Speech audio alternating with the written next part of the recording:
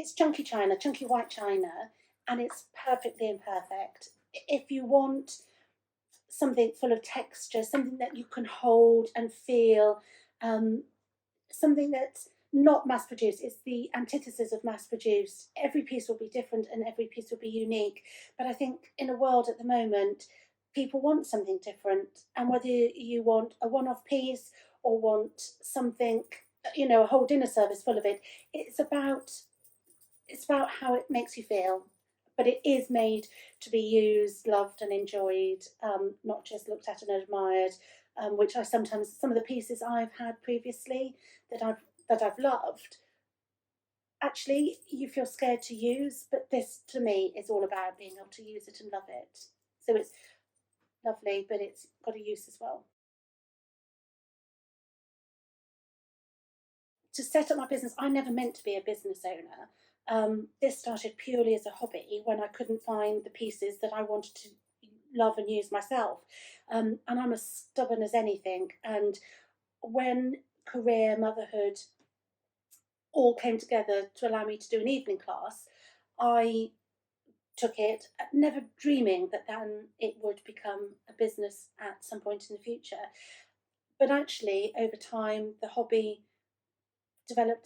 organically developed into a business, and the inspiration really was my love for what I did.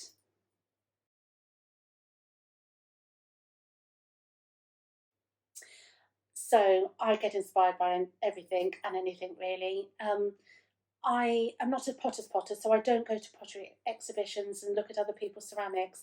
Um, for me, it's thinking back to my granny's dresser, how she would have made her pastry with thumb marks everywhere.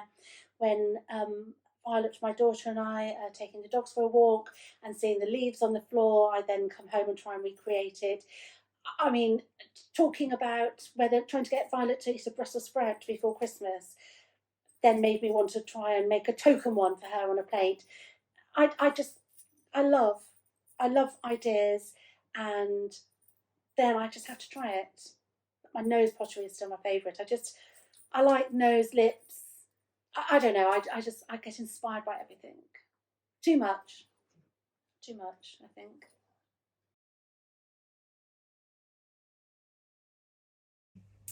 When I was thinking about this question, I was going to say, oh, every day is different. Actually, it really isn't, because it's quite routine being a business potter. So the kilns have to be emptied, and I try and do that first thing, because they take 24 hours. So you need them to be on, so that you can empty it and then move it. And because you have to do two fires, it's a bit of a long process. So I'll always empty the kilns, look at my order sheet. I make things in the date order that they've been received. And so then I will sit at my kitchen table, invariably with one or two or potentially three dogs around me, and make whatever it is. And the beauty, the difference of the day, or what makes it different, is because I've got such a wide variety of pieces that I make. That's the bit that gives the variety that I absolutely love. So the fact of doing the kilns, coming back and making it at the kitchen table, or even packing and wrapping it and posting it, is the same, but the variety comes from different things. Even if I'm making the same vase, it will be a different size, or it will have a different decoration on it, or that's what keeps it alive and brilliant, the variety of that. But a typical day is making, glazing, and then in the evenings I sit on the sofa and do all my admin.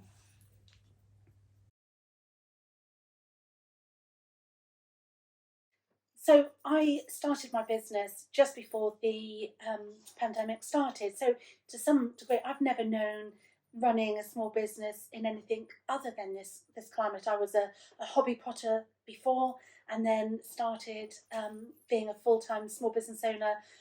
As I say, right at the start. For me, the online, that's what my business is. It's purely online, apart from a couple of the wonderful Fabulous Places markets in person each year, but everything else is online. And that is what's so important. And I think actually people during the pandemic had to go online, or the high street was closed, or pretty much closed. So people wanted to spend their times online. Certainly, Instagram numbers went up, and that really helped.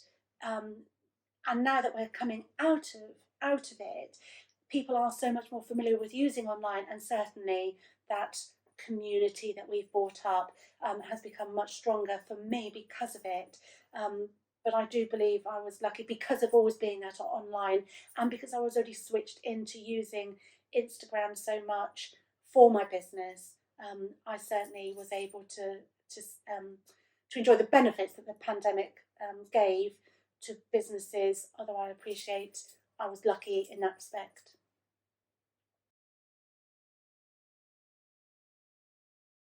So online is everything for my business. When I first started out, when I was a hobby potter, for want of a better word, I was really fortunate enough to work with partners and some lovely shops.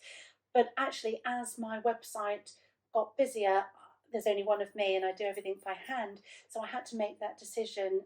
So for me, online is everything. It's my only source to market. And with that, I'm not in a position where I've yet looked at sponsored or adverts online. But actually, what's driven my online presence is social media, and the one I really use, in fact, the only one I really focus on at all, is Instagram, which has been pivotal and transformative for my business. And actually, the real essence of it is the more you put into it, the more you get out. And I don't mean by that huge follower numbers. I'm not one for I would never think about buying an audience, but I also don't think that you have to have the biggest number of followers. You just have to know your tribe. You have to have the followers that are really into you and get you, and that you can engage with and you can become a community about. So yes, it's great to have um, lots of people following you, but for me it's more important about having the right people that follow you, and that for me is the biggest joy of the business, and actually has really driven the online bit too. And the website slots in behind Instagram, although make no bones about the work that's involved in it.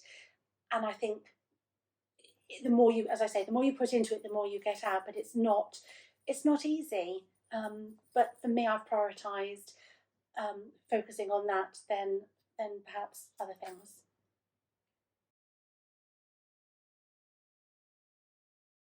I follow quite a lot of people online, but it doesn't tend to be other potters or ceramicists. As I say, I like what I like in pottery. For me, I follow a lot of fashion accounts. I love seeing how people put different fashions together and move it around. I follow lots of home accounts too. Um, and actually, I love the inspiration. But for me, I use it as an escapism. But probably, and more than ever, I want to shop what people are showing and showcasing, even if it's just in their homes. So I use that as a source of shopping more than anything. But I love some of the home and fashion accounts.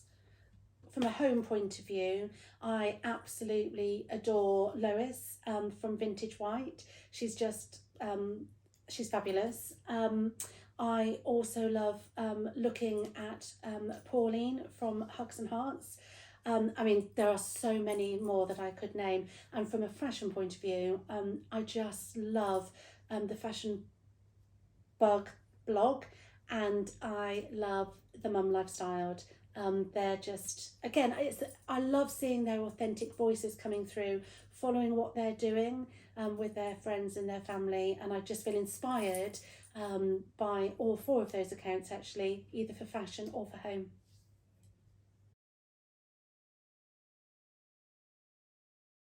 For me, running a small business, I'm really hands-on with all areas of it. So it's been a full-on, full-time small business for about the last 2 years, and as I say, a hobby business before that. I pretty much do everything, which I know for many they would say isn't the best use of my time, but I can't, because each piece of pottery is made by hand. It's my hands that make it. I don't have anyone else to do that, and that's really important to me. I will never say never, but for now, I can't see that ever changing because it's me that wants to. I want to make every piece.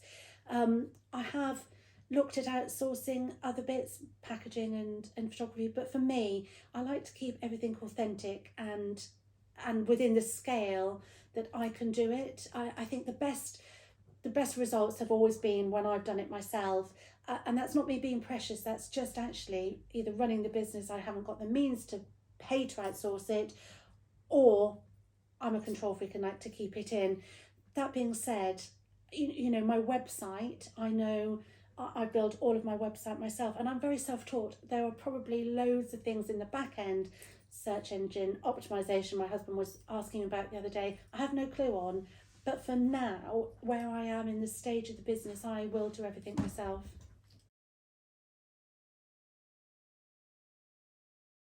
The main challenge for running a small business for me is time.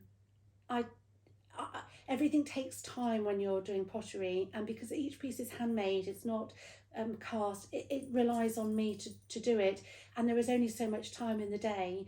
Of course, each piece has to be fired twice. Each one is a 24-hour fire. You know, I put a lot of time into packaging because there's no point me making pieces and then it arriving broken with the customers at the end. Everything takes time really, and being a one-man band, which is my choice and the way that my business is, it means it's very hard. I've overcome that in a way, so instead of having pieces ready made that then people buy, I've moved to people being able to pre-order, and people then order it and then I make it. So that's helped from a time management point of view, but also realizing in many respects I've overcome my challenge by realizing that there is only so much time that I can do things with, and accepting that and making a conscious choice to focus on what it is that I want to do rather than seeing it as a difficulty. I wouldn't say it works every day, and I'm not sure that it's necessarily the right way of doing it, but for me it's helped me overcome my challenge by accepting where I am with it.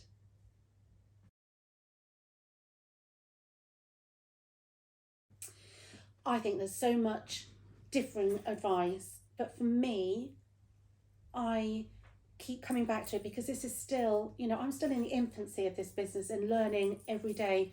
My one piece of advice is you don't have to have all the answers to start. I Before I started Marigold and Lettice, I was thinking that I would have to have a business plan, I would have to have my website built, I would have to know the full range of Instagram posts that I was going to do. I would have what pieces I was going to create and innovate of for that year. And the truth of the answer is that would have paralysed me to even start. Actually, what happened was it organically grew out of a hobby. So I'm very, very privileged now that that has grown into an effective business. But really, I wouldn't have got started if I hadn't have actually just had the first step. So for me, my advice would be don't you don't have to have the whole picture to pick up the paintbrush. You don't have to have all the answers to start. Nothing will ever happen if you don't start, so just give it a go. And what's the worst that can happen? You change it as you go along. I change what I'm intending to make almost on a daily basis, and that to me is what I love doing. My advice to myself would be the same from the past as it actually is for today. Just to be brave, to believe yourself, not to have that imposter person sitting on your shoulder, to actually try it. I've been amazed by the community of small businesses, how people work together, help together, but actually just be brave, try it. What have you got to lose? Which actually is wrong because, you know, some people have a lot to lose, but for me as a small business, it's harder to not do the things than to be brave enough to try them and to develop. And you don't have to stay the same. It can move, it can change, you can create it and develop it. Be brave. Be brave.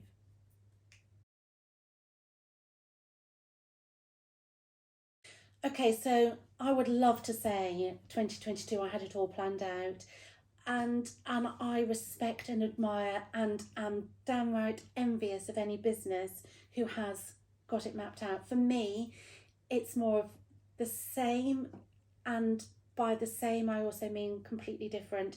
I'm still so really learning in this journey. So for me, it's a lot more chunky white china, a lot more playing with ideas. I think the beauty of a business like mine is I can come up with an idea one day and I have to bring it to life the next.